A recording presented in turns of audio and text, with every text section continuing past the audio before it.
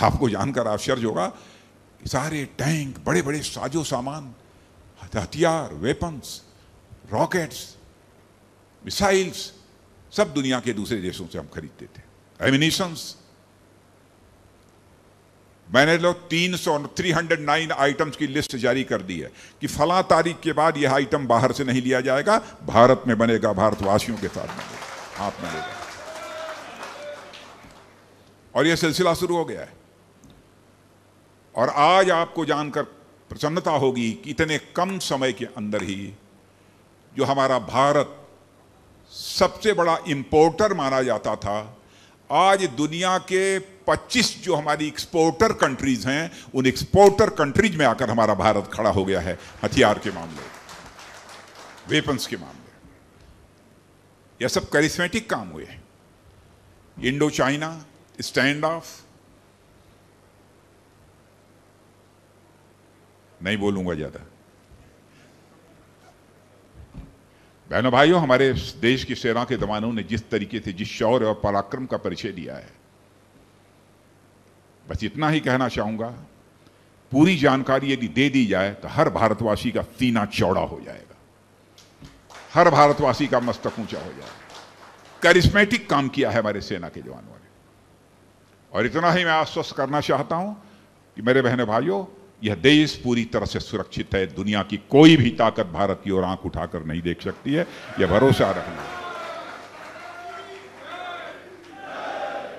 भारत की ताकत का एहसास सबको है। भारत अब कमजोर भारत नहीं रहा है, भारत अब दुनिया का ताकतवर देश बन चुका है। वह नाराज होकर लगातार प्रदर्शन कर रहे हैं। सोशल मीडिया में ऐसी ही तस्वीरें और वीडियो देखकर बहुत से आईएएस, आईपीएस ये जरूर लिख देते हैं कि हो कहीं भी आग, लेकिन आग जलनी चाहिए। लेकिन सेना में भर्ती का सपना लिए 2 वर्ष से ज्यादा वक्त से इंतजार कर रहे देश के युवा कब तक तैयारी की आग अपने भीतर जलाकर रखेंगे? देश में इस वक्त अवध कुमार जैसे हजारों लाखों नौजवान हैं जो इंतजार कर रहे हैं जल्द सेना की भर्ती शुरू हो, वरना इनकी उम्र निकल जाएगी और ये सेना में शामिल नहीं हो पाएंगे। हमारा जो दौर हुआ, मेडिकल हुआ, इसके बाद हम क्वालिफायर हुए हैं। अभी तक हमारा 1.5 साल से एग्ज़ाम नहीं लिया गया और इधर लगातार 2 साल से भर्तियां भी नहीं दी है, जिससे हमारा परेशानी और भी बढ़ता जा रहा है।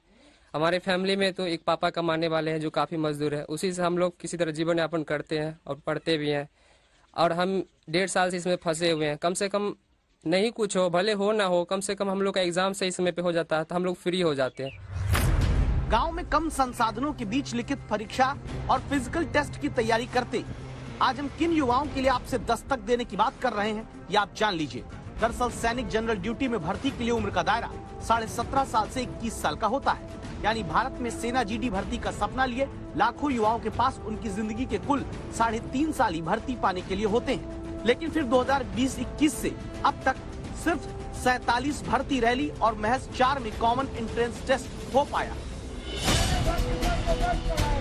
अब जब भर्ती रैलियां ही सेना की अटक जा रही हैं, तो युवाओं के पास और कोई चारा नहीं सिवाय प्रदर्शन के।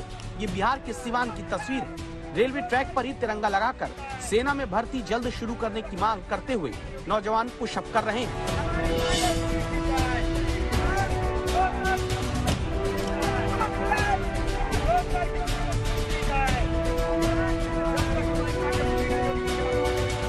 ऐसा नहीं कि पद खाली नहीं, केंद्र सरकार की तरफ से 10 दिसंबर 2021 की लोकसभा में दिए जवाब में बताया गया, भारतीय सेना में 1.25 लाख पद खाली हैं, जिसमें 85% केवल आर्मी में हैं।